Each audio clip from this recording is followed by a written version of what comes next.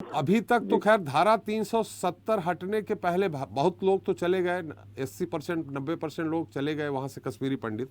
जो बचे थे 10%, क्या धारा 370 हटने के बाद वो जानबूझकर टारगेट किलिंग के उसमें दायरे में आ गए हैं? सबसे पहले मैं आपके चैनल का जो है बहुत ही शुक्रगुजार हूँ कि जिन्होंने कम से कम जो है एक आम कश्मीरी पंडित की बात जो है पूरे देश में रखी है। जी सबसे बड़ी समस्या क्या है कि हमारे देश की जो पॉलिटिक्स था जी उसकी वजह से जो है हम लोग आज सफर कर रहे हैं।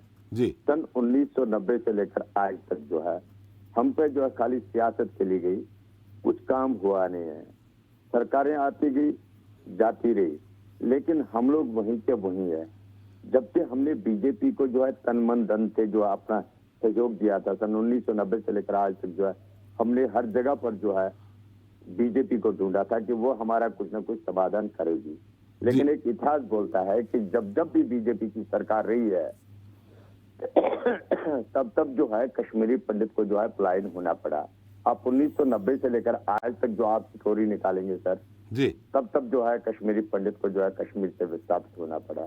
लेकिन धारा 370 से पहले कुछ माहौल और था कश्मीर का, लेकिन धारा 370 और आपकी कश्मीर फाइल के बाद जो है कश्मीर का माहौल जो है कुछ और हो गया, क्योंकि हम लोग वहां पर मराठी में रहते हैं। जी जैसे ही पूरे देश में कहीं पर कोई इस तरीके की बात होती है, जिस तरीके के एक हिंदू मुस्लिम की बात कही जाती है, तो हम लोगों को जो है वहां पर भुगतना पड़ता है।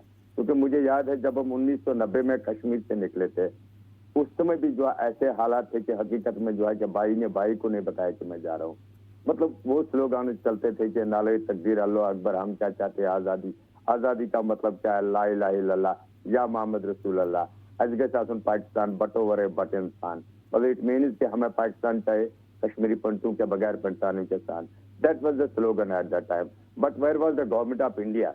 जो भारत सरकार इस समय भी जो है कहती है कि जम्मू कश्मीर हमारा है और हम जम्मू कश्मीर के हैं, उसके बाद यदि ऐसी कोई हरकत होती है, देखिए एक डेमोक्रेटिक कंट्री में जो है हर एक इंसान को रहने का हक है, कि जिस तरीके से हम लोगों के ऊपर जो हर समय जो है जुल्म पे जुल्म हो रहा है, क्योंकि अगर भारत में कहीं पर भी कुछ बात होती है तो हम पे जो है कश्मीर में असर पड़ रहा। आपने धारा 317 हटाया, उससे पहले भी जम्मू कश्मीर हिंदुस्तान के साथ था, उसके बाद भी जम्मू कश्मीर हिंदुस्तान के साथ है।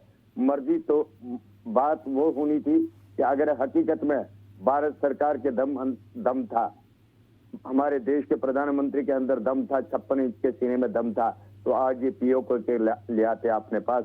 लेकिन वो तो बात की बात है, लेकिन जो कश्मीरी पंडित आज के डेट में भी कश्मीर में रह रहे हैं, उनको जो है गोलियों का शिकार बनना पड़ता है। उसके बाद जो है इस प्रेजेंट सरकार में उनके ऊपर शलिंग की जाती है, शेखपुरा में उनको बंधक बनाया जाता है। मिलिटेंट जो है वो घूम रहे हैं, उनके ऊपर कोई अब तक भी जो है कोई एक्शन नहीं की जाती है। इवन मेरे जैसे आदमी, मैं 2-2 3-3 महीने जो है कश्मीर में रहता था, लेकिन इस साल मैं भी नहीं गया, क्योंकि पहले ये पता होता था कि उस गांव में मिलिटेंट है, वो कुछ अटैक करेंगे या नहीं करेंगे। लेकिन आज कोई पता ही नहीं है कि कहाँ पर क्या कौन है, कौन मिलिटेंट है कौन नहीं है। क्या आप देख सकते हैं जैसे राहुल भट्ट की शहादत हुई है, उनको ऑफिस में ही, जिस ऑफिस से जस्टिस मिलती है लोगों को, उस ऑफिस से जो उनको मारा जा रहा। तो आप मुझे बताइए, हम लोग अगर आज के डेट में जाएंगे तो कहाँ हम लोग सुरक्षित है?